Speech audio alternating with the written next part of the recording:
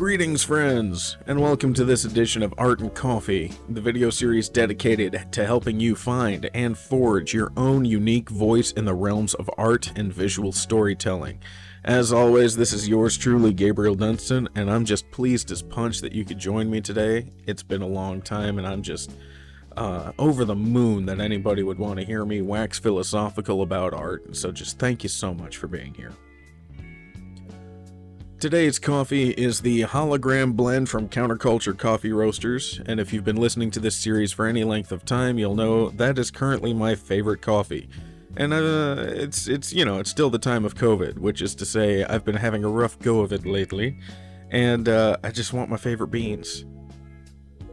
Also, a tiny bit of housekeeping. I am now the proud owner of two very adorable black kittens. They are sisters from the same litter, and they're just as cute as they could be. However, at the time of this recording, they both have the zoomies, so if you hear the little bells in their collars, or you hear strange things going bump in the background of this voiceover, that's what's up.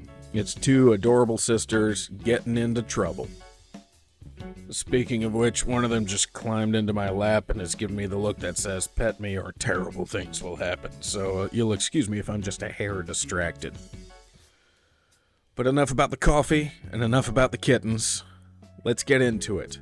The topic for today is, why does my art teacher hate my guts? So, let me go ahead and give you the short answer. 9 times out of 10, friends, your art teacher doesn't hate your guts. They're just going through some things right now. Now, the reason I bring this up is because I teach cartooning classes to kids, grade school, middle school, and high school kids. And I'll talk to their parents, and a theme that keeps coming up from older people, especially parents, was like, I was really into art, and I had this art teacher who really turned me off, and I never picked up a pencil again. Just awful story, just such heartbreak. And I'm hearing from my kids a lot, like, hey, I'm taking art in school, but my art teacher is kind of mean, or my art teacher doesn't like me, my art teacher this, that, and the other. So just the theme, the times that I've had kids be like, I honestly think my art teacher hates me. Okay, so real quick, I got $50 that says your art teacher doesn't hate you. All right, that's not what's going on. What is going on, or at least what I noticed in my own life with the art teachers that I've come in contact with, is that your art teacher is going through some things, and they're having difficulty with the things that they're going through. They're going through certain adult problems and adult realities that are very, very difficult. If you've ever heard the phrase adulting is hard, yeah, that's usually what's going on. Some art teachers are just bitter and awful people and really need to stop teaching, and I mean stop teaching right now. But I have never had an art teacher who actually hated my guts or the guts of any of my classmates. They just came off that way because they're not good with kids. And, well, frankly, they didn't want to be art teachers in the first place. So for context, in my own life, I took art in middle school, and I took 2 art classes in high school, and then when I got to college age, I majored in graphic design, among other things. So I had a whole bunch of other art teachers there. And things got a lot better at the college age because there was a lot more true believers there who were much better at coping with their environment. And also, me and the rest of the students, we weren't kids anymore. So the teachers who just weren't good with kids wasn't a problem anymore. But I do remember, keep in mind, I went to public schools in Wake County in North Carolina during the late 90s and early 2000s. And the reason that's significant is because North Carolina does not pay teachers well at all.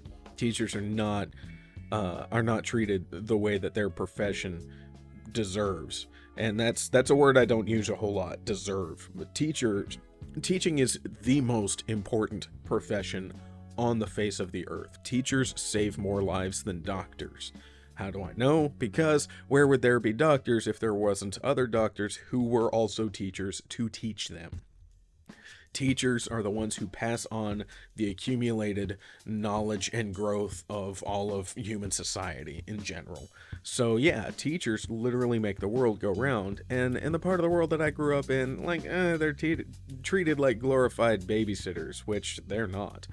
And so what you get is a mixed bag of a bunch of adults who are true believers, and they want to be teachers, and they want to guide kids, and they want to spread knowledge and just help the world, and they're trying so hard, and they are kicked in the teeth by both the local culture that they live in and the administration, usually.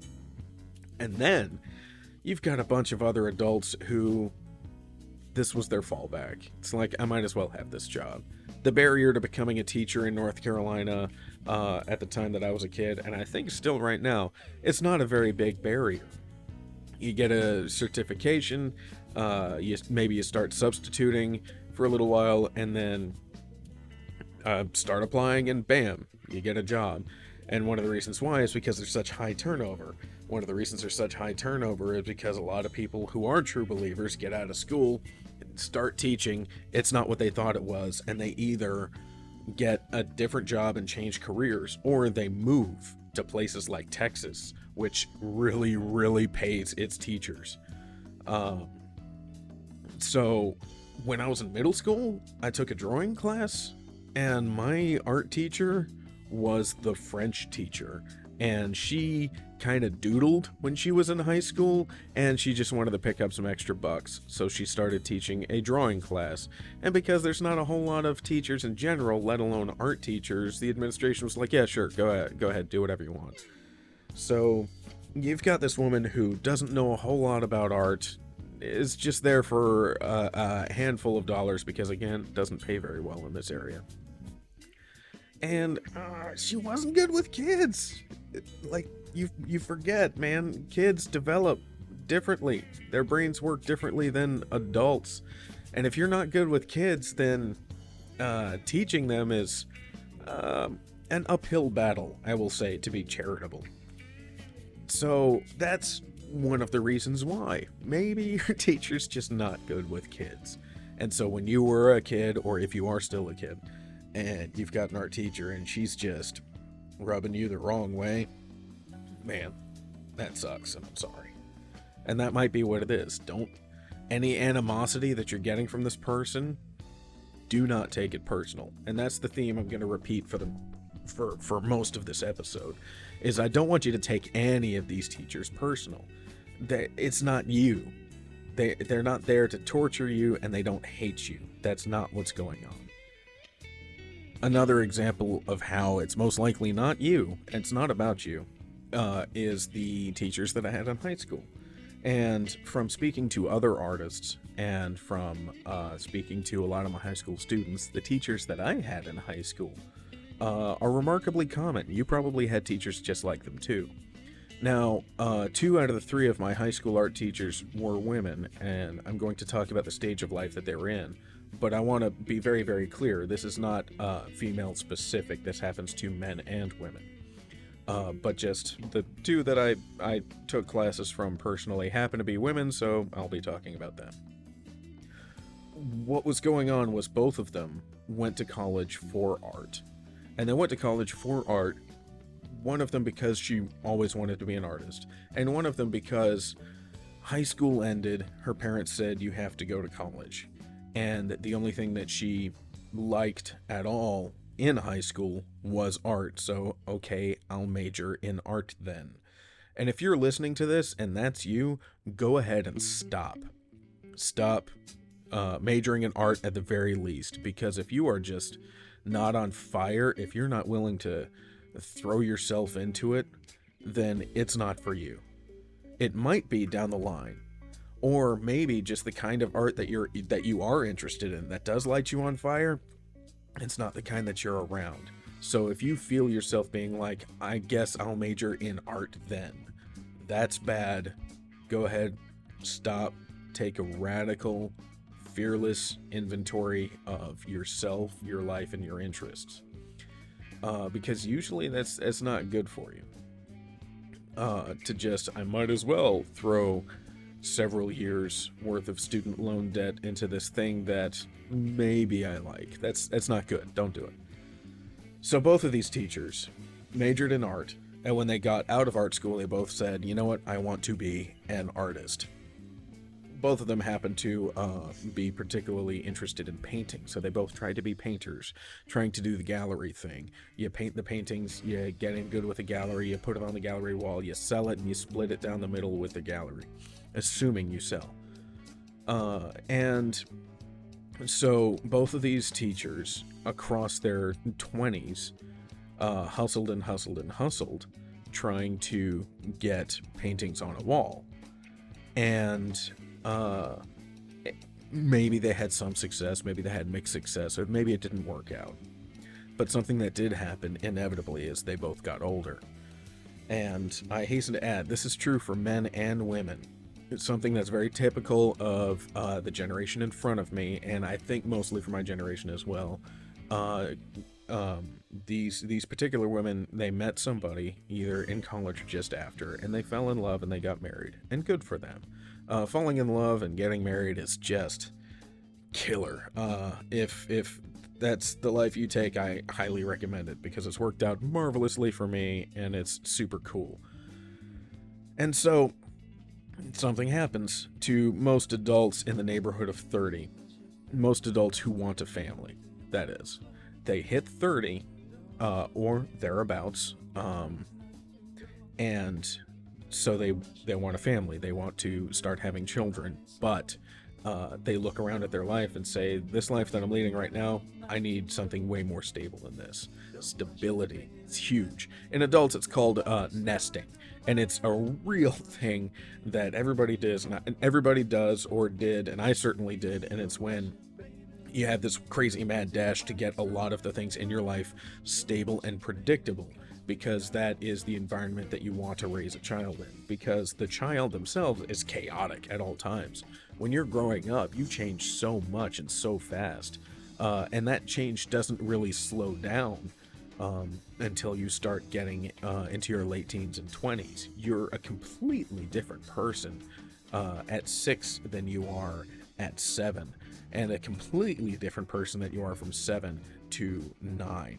So the idea is adults make a whole bunch of stable environment for the kids because the kid themselves is chaotic, and if the environment is stable, it's a good way to raise a child. And so both of these teachers hit 30, wanted to start a family, and took inventory of their skills, and their skills were art.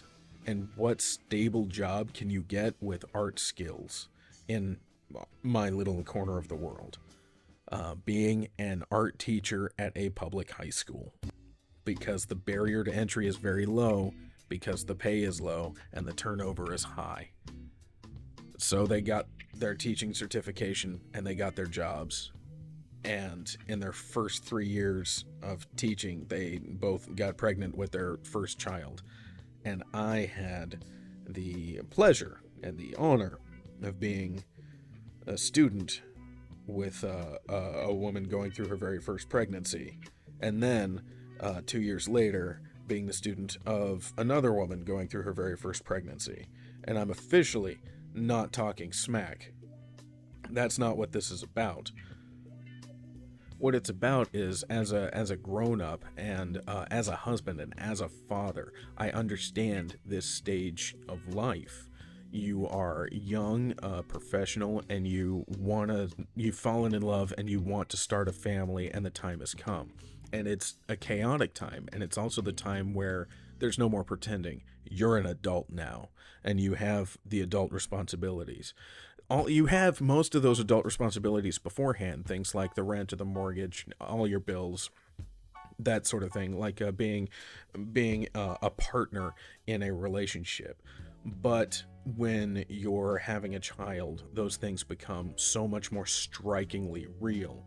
And so what's happening with both of these teachers when I had them was that responsibility was brewing and dawning on them. as well as the knowledge that their own childhood, their own youth is over. It is now adulthood, and there's nowhere to hide. And they have to look around and see, unblinking, unflinchingly, this is my adulthood. This is what my life is. And being an art teacher at an unnamed public high school was not what they set out to do. And the fallout of that emotional understanding absolutely fell on us kids.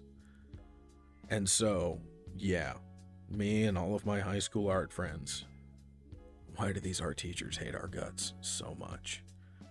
And the honest to God truth is, it's not about us. They're going through something right now. They're going through something huge. Not only are they becoming parents for the first time, but they're also understanding for the first time all of the implications of becoming a parent at that time in their life. Now, this is really, really common, especially in my area, because I'm reasonably certain both of these women, within 5 years of having their first child, they quit being art teachers. Remember, that turnover, it's high. I don't know what their lives are now. I ran into one of them on the street a couple years ago, and blessedly, she didn't remember me. We didn't chat. I don't know what she's up to. She was doing some public art thing, and I wish her all the best, but that's that. They were going through something very real that us kids could not understand, that they couldn't talk to us about, and they didn't set out to be art teachers, and they don't know a whole lot about kids. So again, they're just not good with kids. But they were surrounded with kids while they're having their series of adult emotional epiphanies. So yeah, it's not about you. They're going through something. They're going through something big. And I hasten to add, it wasn't just me. A surprising amount of my art friends who are adults now, who didn't go to the same schools that I did, was like, yeah, my teacher, his wife had her first baby his first year teaching us, and that guy was a basket case. Or I had this art teacher, he got married late in life, and he thought they couldn't have kids, and they were having one. And he went from a pretty even-keeled guy to very irritable overnight. And as an adult, hearing these stories, I can tell you it wasn't about the kids. He wasn't irritated at you. It's because he's scared. So much of the adult frustration and irritation that you feel has nothing to do with you. It's because that adult is scared. And being a parent, especially being a parent for the first time, crazy scary. I've never been so terrified. Don't tell my daughter, but I still am. The other thing that's going on is, if you're in high school or the early part of college and you want to be there and you're filled with enthusiasm for art and storytelling and all that jazz, your teacher was where you are. Once upon a time, they were young, like you. But now, in my experience, these art teachers didn't want to be high school art teachers. It's just like a game of musical chairs. The music stopped. The only skills they had were artsy ones, and the only job available that was with benefits and a reasonable regular paycheck was art teacher, so that's the chair they sat in. And now they have to deal with, I'm an adult, capital A. My childhood, my youth is officially over and I can't hide from it anymore. But they're surrounded by young, enthusiastic kids. And these young, enthusiastic kids, like they used to be, they are walking, talking fountains of potential. And when you're the art teacher and this is the best you could do, so much of your potential is it feels like it's gone. It's not, but that's what it feels like. And so they're dealing with, I didn't set out to be this. And they're looking at all the kids who are following in their footsteps and going out to be artists, and they have to deal with understand, acknowledge, and deal with the fact that some of these kids, the kids that they're teaching, because they're still young and full of enthusiasm, they've got a chance still. Don't take this in as hatred from an adult, because it's not. Because what's happening is not about you. They're going through something. And I'm not saying this in an effort for you to have empathy for this poor adult who's going through things. No, they suck. They know better. They're an adult. You don't need to waste your empathy in their direction if you don't want to. I'm just letting you know the heat isn't on you. It's just misdirected from somebody else. Somebody who's not self-aware, maybe somebody who sucks. Now, let's go in the opposite direction as we're coming to the end of this video, and I want to end on a high note.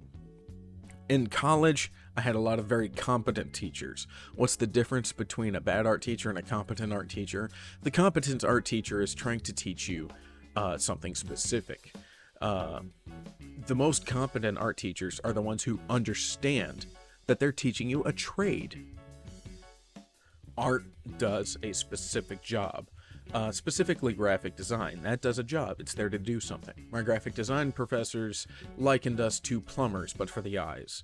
A plumber's job is to make sure clean water goes in one direction and wastewater goes out in the other direction. And when plumbers do their job correctly, they save more lives than doctors, because having access to clean water constantly and making sure that wastewater leaves safely prevents so many diseases. And man, you'll die of thirst a lot quicker than you die of hunger. So making sure clean drinking water is constantly coming in, that's huge. So the way plumbers do it is they use gravity for most of their draining. With graphic design, here in the West, we read left to right, top to bottom. That's our gravity, and our job is to make sure your eye goes where we need it to go and lingers where we need it to linger. That is the trade of graphic design, and that's what the teachers were teaching us, and that was it. The human eye does X, Y, and Z, and here's how you use that to your advantage. And those were great teachers. Those are great, competent teachers who were giving me my money's worth, and bless them. However, they weren't the best art teachers. The best art teachers are the ones who see you, or at least they try to. And they try to guide you where you want to go, or, at the very least, give you something new to think about, which is, instead of helping guide you to where you want to go, is actively helping you to grow. I had one professor, he taught painting. I'm colorblind. I told him that first day, and he says, "Oh, don't worry, that's no problem." And he's the very first teacher to say that, because every other teacher went, "Ah, crap." He says, "Don't worry about it, it's no problem. I'll work with you. We're going to do some great stuff together." And his name was Dr. Dorsey, and he ruled, because everybody approached painting in a very different way. And he was like, there's those old guys at the record store who just love music. It doesn't matter what genre, they get it. He's one of those guys, but for painting. And so he would watch us and see, oh, I know what you're trying to do. And he would make sure, he would ask questions, he would show a real interest, and he would help guide us down the path that we wanted to go. And I told this guy straight up, I want to make comics. And he said, "Cool, I love comics. Who's your favorite?" "I'm a Spider-Man guy."